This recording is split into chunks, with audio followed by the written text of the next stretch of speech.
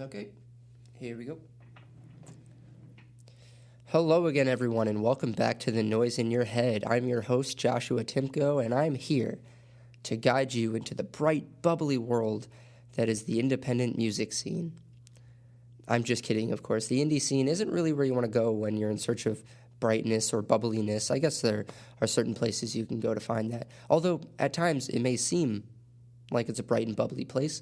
For instance, on the new Mac DeMarco album, which I'll be talking about later on in this episode, it feels pretty bright and bubbly. It just makes you want to stroll around and let your hair blow in the wind. But in fact, the album is about something pretty heavy, and it's that heaviness that I'm interested in and that I'm going to talk about today.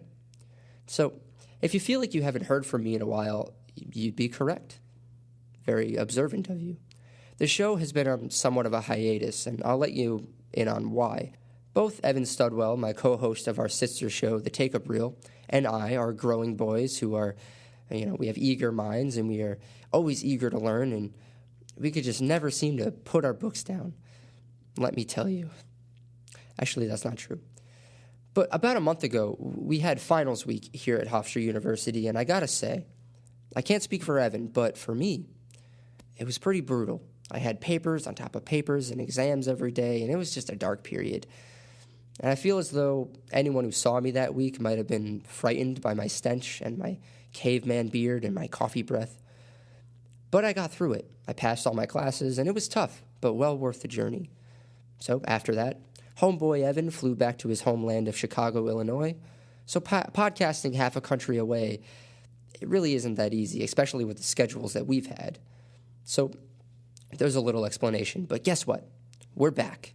Well, Evan isn't back yet, so the Take-Up Reel, as we know it, is still on a little bit of a hiatus, but The Noise in Your Head is back. I'll be planning on keeping the show going as long as I can.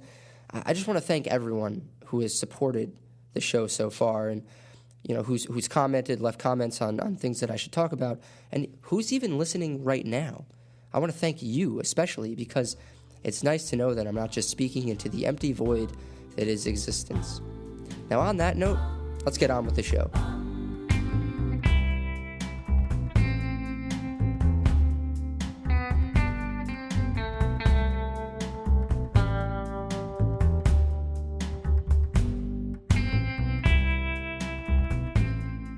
So before the break, I had a really special episode planned. It was right around the time that the new Father John Misty album was released, and let's see, when you get in those writing grooves where just nothing can stop you, you're like fucking Stephen King, just sitting at the typewriter pumping out idea after idea, no matter how good or bad it is, you're just going. But then the phone rings, and it's your mom, and she wants to talk for like 20 minutes. Which is great, you're not upset about it because you love your mom and she's the coolest. By the way, I love you, Mom. But then you get off the phone and you go sit back down to keep writing and it's just, you got nothing. As Austin Powers might say, I've lost my mojo! So that's sort of what happened with the Father John Misty review, except it wasn't a 20-minute phone conversation with my mom. In between, it was over a month of work and finals and sitting at the DMV. So this episode is meant to act as a sort of recap of everything that I wanted to talk about, but didn't have time to in the time in between. And I'm going to start off with a brief review of Pure Comedy by Father John Misty. I'm going to do my best to keep this episode concise, but just a warning up top that this could be one of the longer episodes. Not all of them will be like this, but what could I say? 2017 has been a fucking fantastic year for music so far, and I don't want to leave anything out. All right, that's enough intro from me. Let's talk about some music.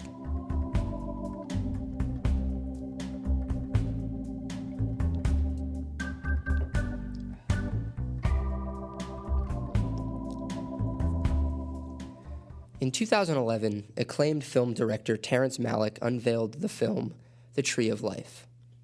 If you haven't seen it, it's a tough watch for most people. It's sort of slow and esoteric, but it's sort of the type of film that you have to know what you're getting into. And that being said, I totally recommend it, and I'm not the only one. The very famous and late film critic Roger Ebert gave the film a 4-star review saying, quote, "There was once several film directors who yearn to make no less than a masterpiece. But now there are only a few. Malick has stayed true to that hope ever since his first feature in 1973. Now, why am I bringing this up? I mean, this is a music podcast. This isn't a movie podcast. Well, the reason I'm bringing this up is because I think that this critique of the Tree of Life and Terrence Malick can really be applied to the new Father John Misty album, Pure Comedy. The comedy of man starts like this. Our brains are way too big for our mother's hips. And I know this album came out a long time ago, but for those of you who haven't listened to it, I'm not saying that that this album is a masterpiece. I don't believe that to be the case at all. But what this album represents, at least in my eyes, is the somewhat long-forgotten art of attempting to create a masterpiece. We are in a creative state where in any of the arts, be it filmmaking, music, painting, whatever, we get a lot of good art, even some great art, but I rarely find people throwing the word masterpiece around lately. And perhaps we just have a higher standard in regard to our art. With increasing complexity and technology and more creative voices out there, it can kind of feel like you're getting lost in the shuffle. There isn't so much of a demand to make something masterful. Now, I'm a filmmaker and a film lover at heart, and the only way I can think about this is in terms of film. And we rarely get films like 2001: A Space Odyssey or The Godfather, all these films that are widely regarded to be classics and masterpieces. Whether your personal opinions agree or differ on the matter, it can still be said that this is traditionally the case, that these films are seen as masterpieces. Now, certainly we have films that explore similar themes and are just as grand in scope as these, but we rarely see the word masterpiece thrown around. The closest attempts I've seen in the world of film are maybe, Interstellar and There Will Be Blood in recent years. With this new Father John Misty record, again, I don't believe that this album is a masterpiece, but what I do believe is that it's a pure conscious effort at an attempt of something masterful within its themes. Where something like The Tree of Life or books like The Stranger by Albert Camus focus on life itself, often the absurdity of life, I think Pure Comedy falls under a similar attempt at something larger than itself. And that alone means that it's worthy of our attention. Father John Misty's centerpiece, Josh Tillman, has been somewhat of a controversial figure with this new project because the themes on the album are almost anti-people, comparable to Matthew McConaughey's character in True Detective. He criticizes the very people listening to the music, people engrossed in their cell phones, people who elect a buffoon to run the country and who think that their opinions matter at all. In a normal episode of the show, I would normally do a track-by-track rundown, but because we have a lot of ground to cover today, I just want to leave Pure Comedy to speak for itself, because Josh Tillman has crafted an album that is hard to hate, even if everything about it says that you should, and an album that doesn't hold anything back about this crazy, absurd world, and yet still finds solace in that very same dark, confusing, absurd world. Being godless animals.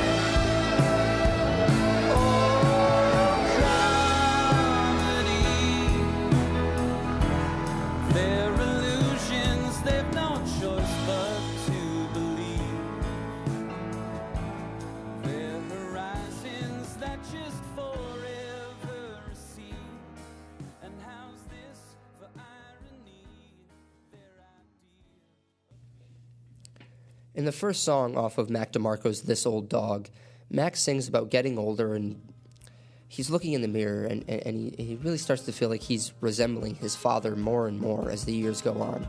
Look in the mirror, who do you see?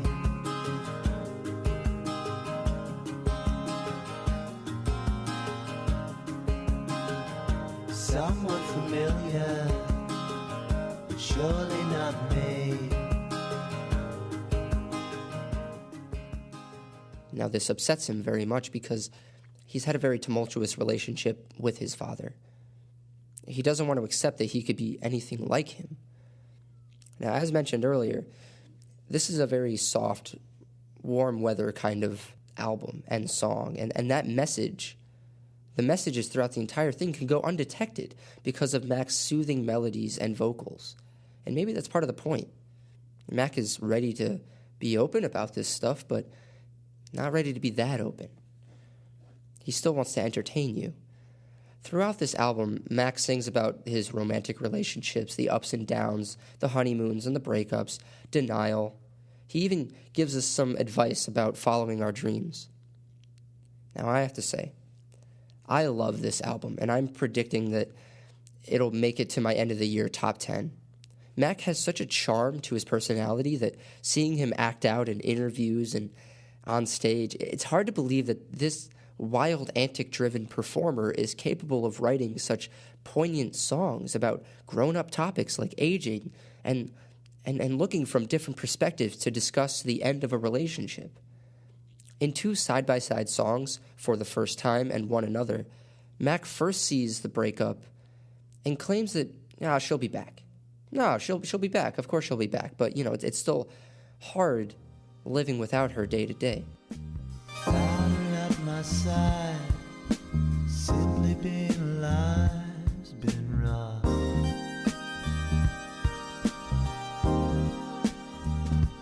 No, she won't be gone forever.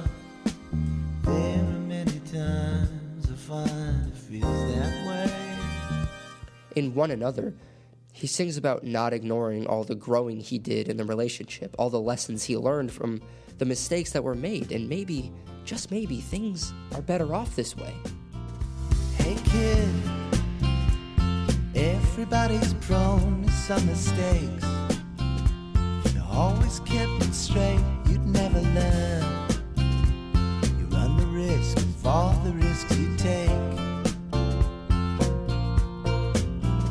Don't feel like all the time you put in went to waste. The way your heart was beating all those days, suddenly beats another pace. And then in one of my favorites on the album, Still Beating, Mac writes to the one that he lost directly, letting her know that, listen, he cried many times. Even if she doesn't know it, he cried. And he will always love her. Even if she doesn't feel it, he'll love her. Honey, I cried too. You better believe it.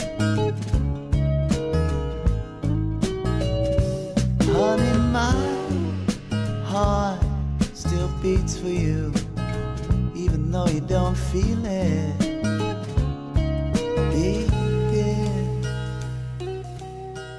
Now, Mac has really done something beautiful with this album. Someone who was once seen as some slacker, partier, and chain smoker has grown up a little bit and shown his deeper side. Of course, he still is all of those things. I mean, he's still smoking like a madman, but he's grown.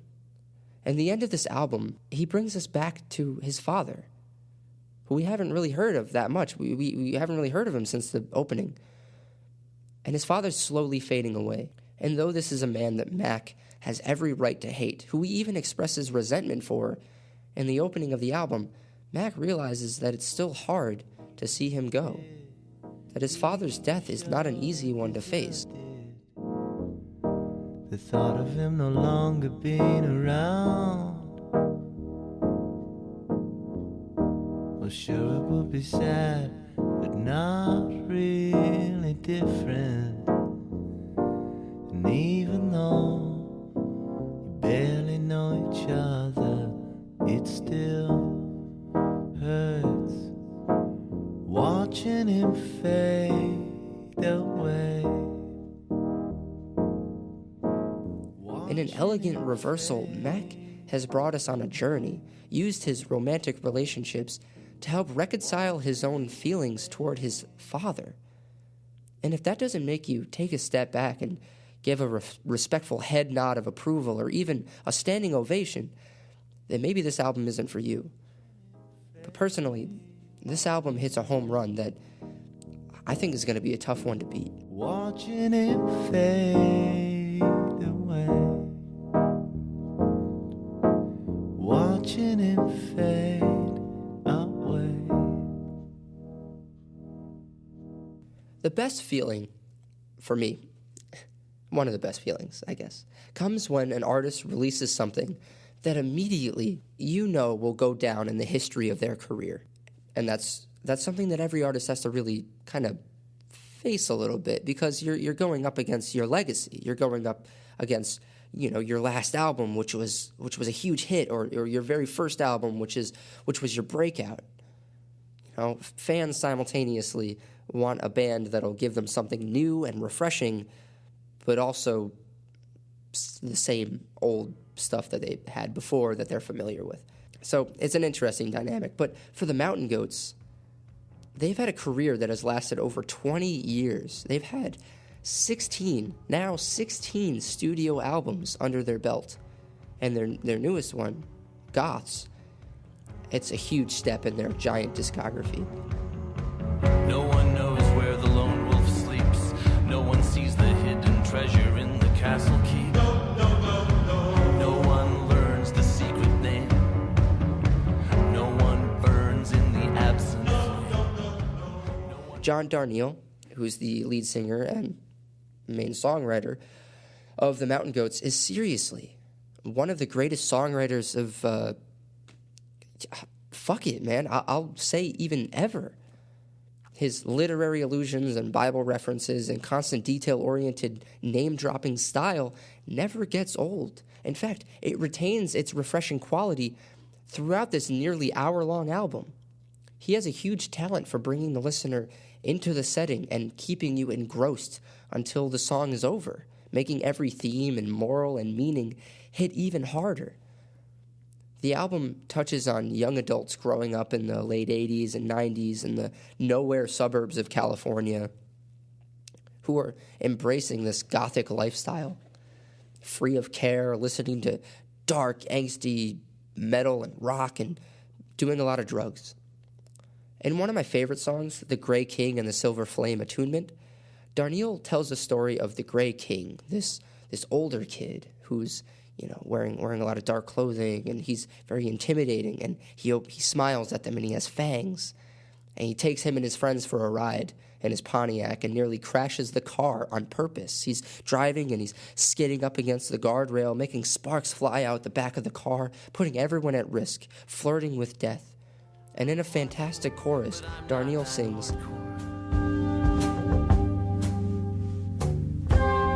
I'm hardcore, but I'm not that hardcore.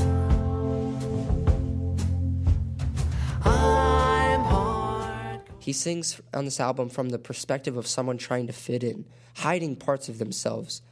Someone who used to love reading fantasy novels about dragons and unicorns, but now has to try hard to look hard. Now, the final words on this album actually are pretty poignant, and I think sort of sum up what this album is leading to in many ways. Because the album is about growing. It's about growing out of this stage and about how this stage isn't really something that lasts. He says in the final parts of the album, however big that chorus bass may throb, you and me and all of us are going to have to find a job, because the world will never know or understand the suffocating splendor of the once and future goth band. Darnielle has quoted saying that this song, called Abandoned Flesh, is a song about a band that tried. This entire album, it follows this trajectory of finding an identity and losing an identity. Now, I haven't listened to the entire Mountain Goats discography, but frankly, I don't know anyone who has. I mean, it's 16 albums spanning over 20 years. That being said, I think that Goths has to be my favorite thus far. Each song remains memorable and catchy, and I really do see this being an album that I'm going to be revisiting again and again. and again. Assuming his form,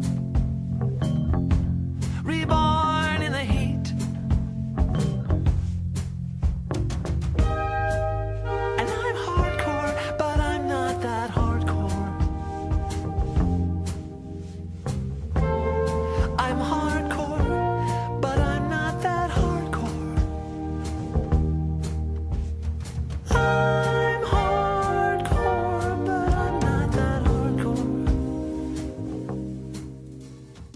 By now, if you haven't checked out at least one of the singles off of the Alt-J album Relaxer that came out months ago, I urge you to pause this podcast right now and go listen.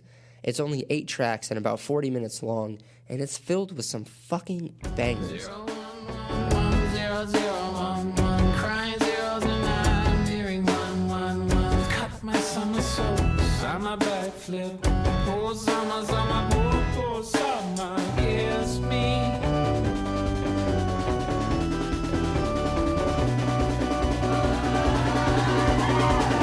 Yeah, the way the sun really wants it to be. Whiskey soda beats your DMT's empty. Jabs and faith that pulls us on to the bottom. I think all the songs on this album are beautiful in their own way. The song In Cold Blood is quite possibly one of my favorite Alt-J tracks ever. And like the Mountain Goats, Alt-J, I think, has put out a project that I would put up on the same pedestal as their older stuff, like An Awesome Wave or This Is All Yours, which, are already classics in their own right.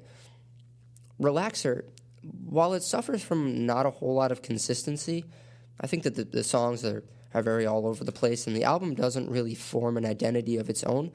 But then again, I feel like that's only a criticism that you give to a project when that project puts on the face of one with an identity and then diverges from where it starts off. This one, from the beginning, kind of makes you aware that these songs are experiments that are trying different things, approaching different themes musically and lyrically, etc. Some highlights on the album are the singles In Cold Blood, which is a fast-paced, probably more traditionally Alt-J sounding song. 3WW, which was another single, that honestly, it starts out so slow. It has a beautiful progression. It starts out slow, and then it just kind of, out of nowhere, slams you with this wall of noise. And Hit Me Like That Snare, which is probably one of Alt-J's punkiest songs to date, and Adeline and Last Year are two of the slower pieces towards the back half of the album that rise with this beautiful progression and have some excellent featured vocals on them. Overall, Alt-J just further proves that they know how to put songs together with each track on this album. The multi-instrumental over all of this thing, from the horns to the synths to the killer drums and the choir vocals later in the song Adeline, just blow me away. Also, some interesting takes on older songs on this album, like House of the Rising Sun, and even back to Adeline. They use part of the song The Old Triangle from an Irish folk song. I definitely give this thing a run through if I were you. I do sort of wish that they mixed up the order a bit, because the back half of the album does get a bit sleepy, and it would have been nice to have a little bit, some of the livelier ones on the, to move them to the back to wake me up a little bit. And also, I wish the album could have been a little bit longer. I mean, it's 40 minutes, 8 songs. I could do maybe 2 more songs. Maybe push this thing back to an hour. But if those are my only real complaints, then they're not really complaints at all. I don't really have much else to say about this thing. Just go listen to it.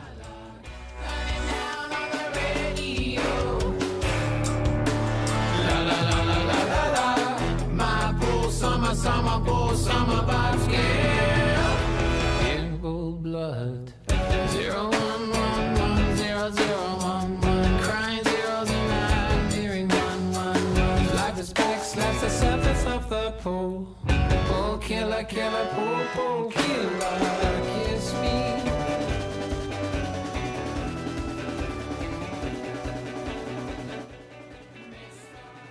Alright, so those are my main reviews of albums that I wanted to talk about. I do have a couple others that I want to just sort of briefly mention, just two others. A friend of mine, Matt Hilario, hello Matt, he commented on one of my Facebook posts that I should listen to the Beach Fossils album. I believe it's called Somersault, and I gave it a listen, man. Fantastic stuff. I had listened to Beach Fossils before. I listened to a couple stuff from their album that came out, I think, 4 years ago. And I loved all that stuff. It was more of like a post-rock album, but this one was more of sort of like a 60s jangle pop sort of album with the, I think my favorite song on the album was Rise, which I think is sort of a controversial thing to say because I think a lot of people didn't really like that song on the album. Sort of doesn't really fit in with the rest, but I think it had some great jazz instrumentals, and I really enjoyed the spoken word over it. But overall, I'm not going to go into a whole big review of it because I just listened to it recently. Maybe I'll do a full review on the next episode. But God, I really like this thing, and I think I'm going to have to give it another listen. So once again, that album is Somersault by Beach Fossils. Go check that out.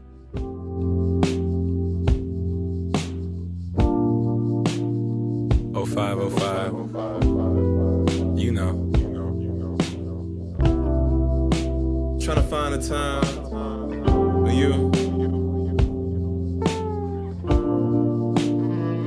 You put me in a point somewhere between here, there, and the true and living. Trying to think about the past.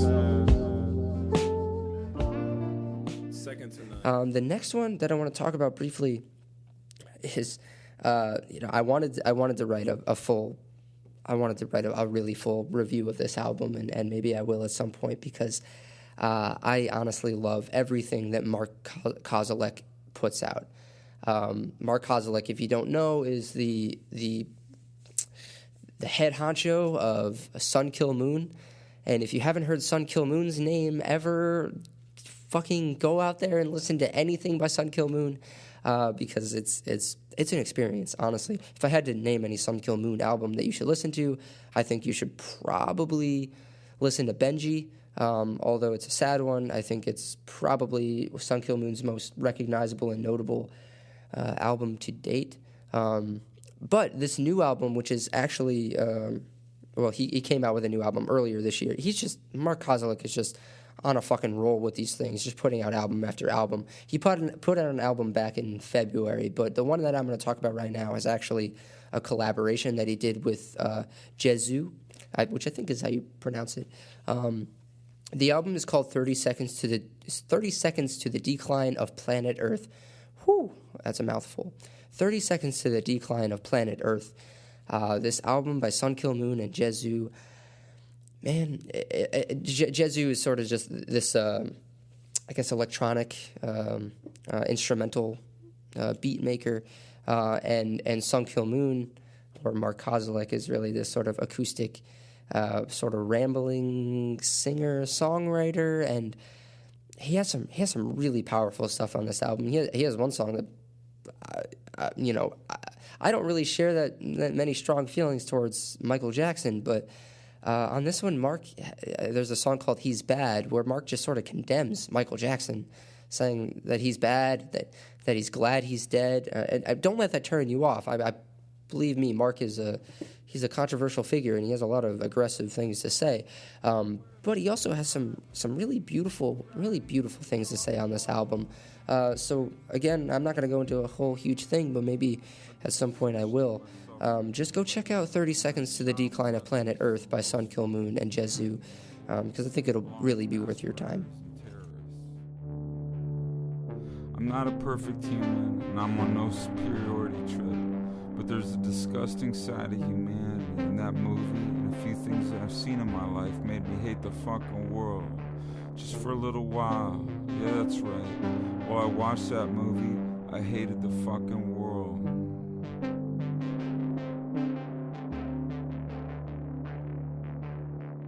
Yeah, life can be tough if my friend isn't well. She's downward mentally, spiritually, and physically, and I'm trying to do what I can to help. A Father made a comment, accentuate the positive, eliminate the negative. I'm good at that, but there are negative forces out there that are hard to prevent. They can sneak up on us out of nowhere. It's hard to ignore that shit. How can we not care? I gotta ask you something. Do you attract obsessives? I'm just curious, like when you have interactions with people, do they make mental notes or even written notes of everything you say? I mean, every little thing that you say. Maybe you know what I'm talking about here, and if you don't, I mean this sincerely. Enjoy that part of your life. Do people discuss you as a human, or do people discuss you as a product? I'm a human to most people who know me, but I fall under the product category for the most part. A target. I was born to be a product. Yeah, I'm used to that. You want to hate on me? Then hate on me.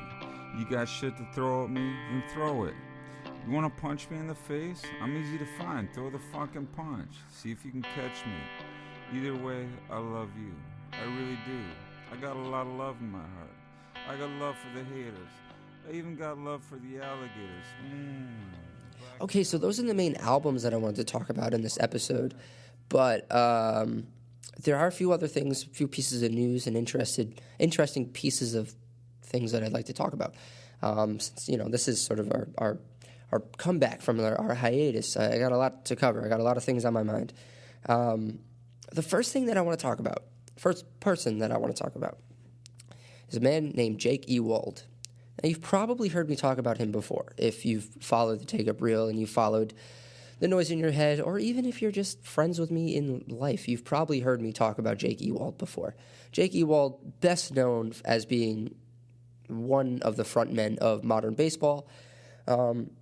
He has this side project called Slaughter Beach Dog, which, again, you've probably heard me talk about before. Slaughter Beach Dog put out an album last year called Welcome, which ended up making my number 2 favorite album of the year. And I gotta say, I've been listening to that album more than I've been listening to Worry by Jeff Rosenstock, which was my number 1. So I don't know, maybe Welcome could get to the number 1 spot and beat Jeff Rosenstock out. Who knows? That's not what we're talking about. So Slaughter Beach Dog is what Jake Ewald has been working on since Modern Baseball announced that they were going on hiatus a couple months ago, which is totally understandable. I mean, those guys work incredibly hard. They're all dealing with their own things, and not to mention they were touring for like a fucking year straight, like nonstop. So they needed a break, and I totally understand that. But now Jake is working on Slaughter Beach Dog, which I gotta say I'm really fucking excited about, because he announced that Slaughter Beach Dog is going to be releasing an EP in mid-July called Motorcycle.jpg. Awesome title, by the way. They released one song on the album called Building the Ark that I find to just be utterly fucking incredible. The song is has sort of been compared to an odd comparison, but it's sort of been compared to a David Lynchian type of film.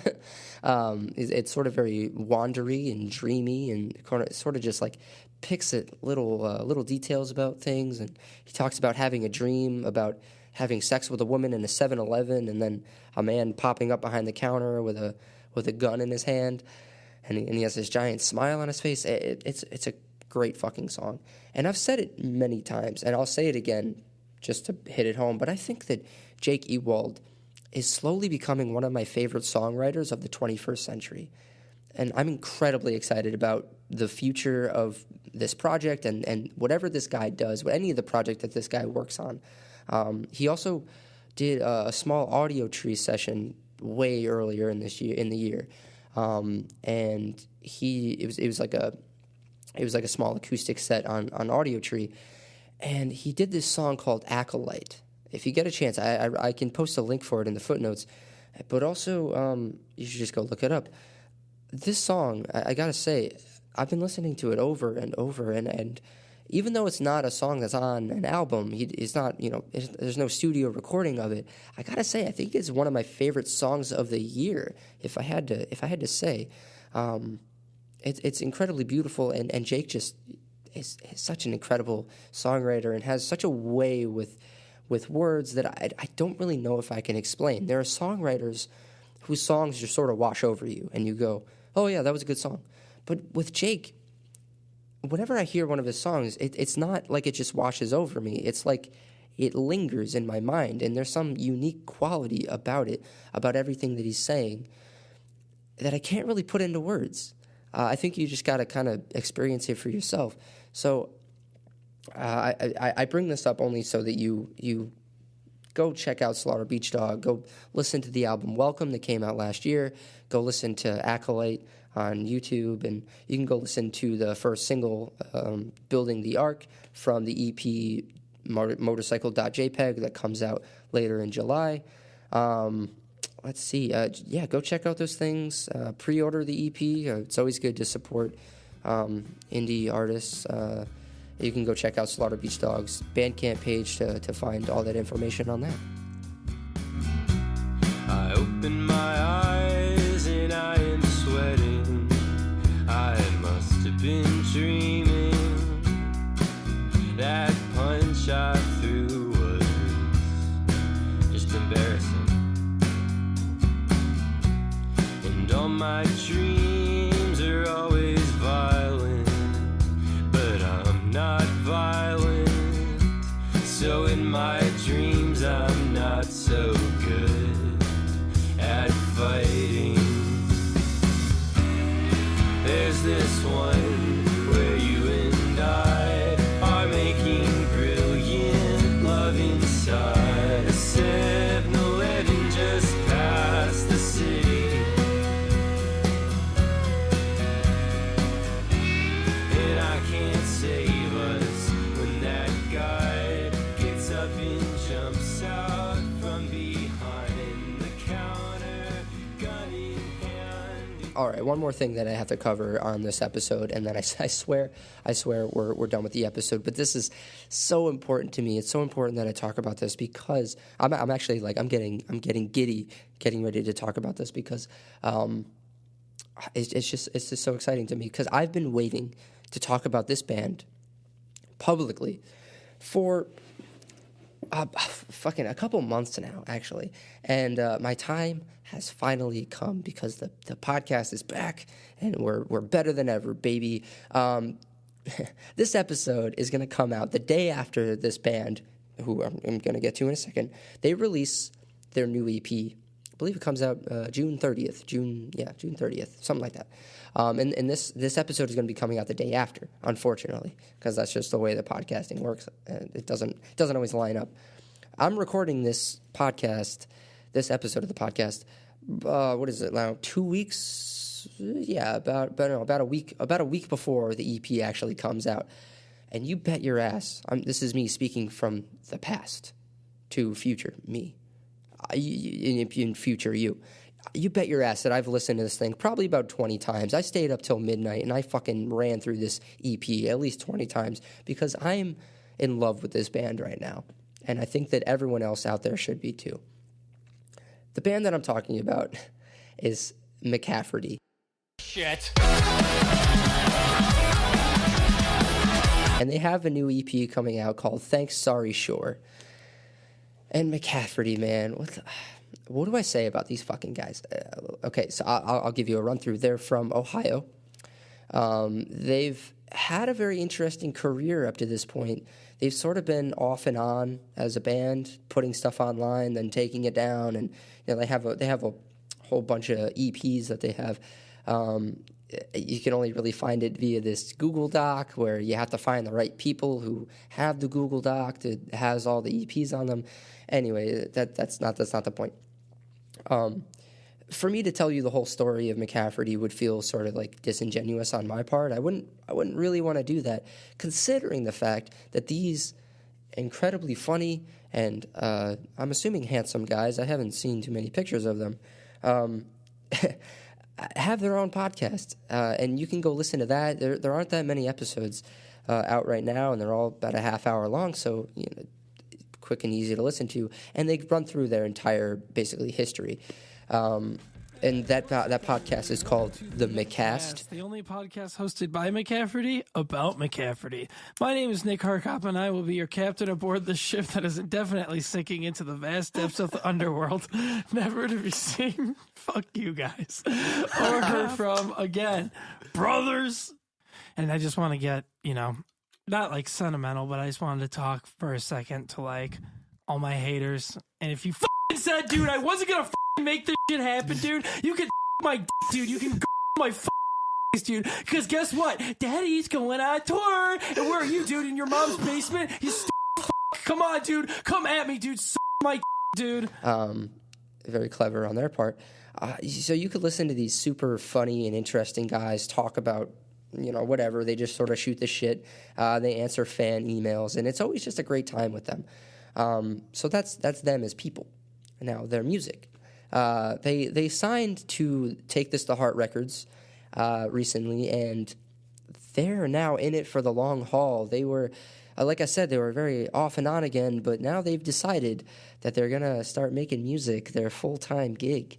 And I cannot be more proud of them. I cannot be more excited to see what the future holds for them. I've been listening to these guys for maybe about 3 or 4 years now. I first became aware of them through the Front Bottoms subreddit because someone mentioned these guys, and they were like, oh, you should listen to this band. They kind of sound like the Front Bottoms. And I was like, oh, yeah, sure, I'll give them a shout-out because I love the Front Bottoms. And I've seriously been hooked on these guys ever since. And I was always so bummed that they were sort of this off and on band that, they were breaking up constantly, and they were saying they weren't going to put out any more music, and it was always such a bummer because all I had was sort of this one album called Beach Boy, which is on Spotify, and you should all go listen to because Beach Boy is a fucking fantastic record, in my opinion, of course. But yeah, so I've been hooked on these guys ever since I found them on the Front Bottom subreddit, and I don't. When I say that they sound like the Front Bottoms, I don't want you to take that as, they do sort of sound like the Front Bottoms, but they are very much their own unique voice and their own unique sound, and you really should listen to them with that in mind. Don't. I know I'm saying these things about the Front Bottoms, but don't go into it thinking you're going to find a Front Bottoms sound alike because, these guys they're making music for themselves, and they're making the music that they want to make. So don't lump them into this sort of category of acoustic bands acoustic dance pop punk bands, whatever, or emo punk band. I only bring this up because there has been some talk about the Front Bottoms, and there's actually this great interview that Nick Harkop, the lead singer of McCafferty, does on Stage Banter, which you should all check out, where he goes through sort of this whole process of being lumped into this Front Bottom sound alike, and it's very upsetting to hear that Nick's favorite band was sort of ruined for him by their fans. So yeah, I recommend that you all go listen to that interview because Nick Harkop is probably one of the most interesting lead singers of any band that I've listened to. I can listen to that guy talk all day. So by now the EP has been released, and like I said, I've probably listened to it about 20 times. You should go check it out. Again, the EP is called Thanks Sorry Sure. I know they're working on some more recording stuff. They have a full LP that they're working on. So this next part I just want to say to McCafferty themselves, because I hope you guys are listening to this, and if not, it's out there anyway. If you're listening, I just want to say that you guys should keep up the fantastic work that you're doing, and know that you have incredibly dedicated and loyal fans out there like myself. Man, if you guys ever want to come on the show, I'm more than fucking ready to have you guys in the studio here with me, or we can set up a phone call if you're ever in the Long Island area, which I know you guys will be because I'm going to see you at Amityville Music Hall, opening for Moose Blood. If you guys are ever around and want to hop on the podcast for a little bit, I'd be more than happy to have you guys. You guys are seriously like one of my favorite bands at the moment. You guys have such an incredible relationship with your fans that I don't see a lot of bands having nowadays, and I really hope that as you guys, get more and more popular, which I know you guys will, I hope that sort of fan interaction doesn't decrease. But who knows? Who knows what the future holds? And that's part of what I'm looking forward to. I'm looking forward to what the future holds for you guys. And I'm happy that you guys are here to stay. I'm happy that you guys have made this your full-time gig. And I'm looking forward to following you guys into your future. All right, that's enough. That's enough sentimentality from me. That's enough, gushing over you guys. So yeah, everyone go check out McCafferty. Check out everything that they got on Spotify. Beach Boy is a fantastic album. Thanks, Sorry Shore. I haven't heard yet, but I'm sure it's a fucking fantastic album. If the singles have led me to believe anything. All right.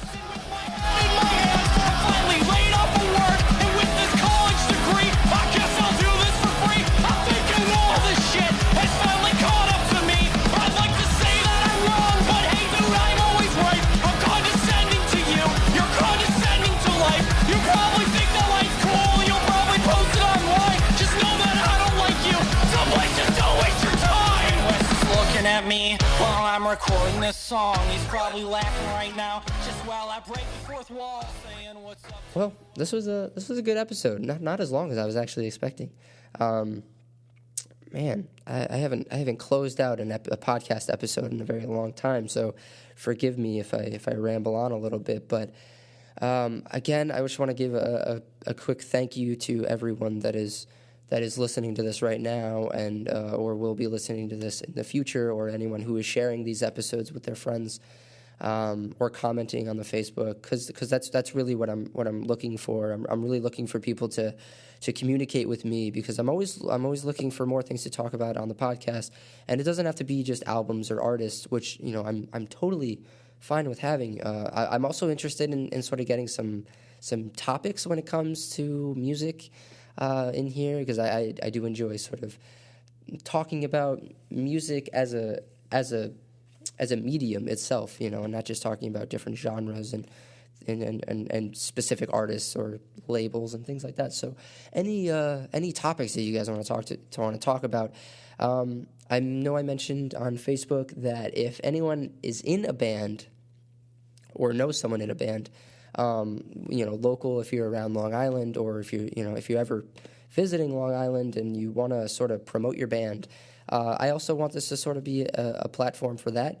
I'm always willing to listen to people's music, whether it's on Bandcamp or SoundCloud or what have you. If you have music that you want to share with me and have me plug on the show, I'd be more than happy to do so. And if you're ever around, if you ever want to come into the studio and be my guest, you can be my guest. Be our guest. So the best way to get in contact with the Noise in Your Head, you can go on Twitter. You can follow me at Noise in Heads, I believe is my Twitter handle.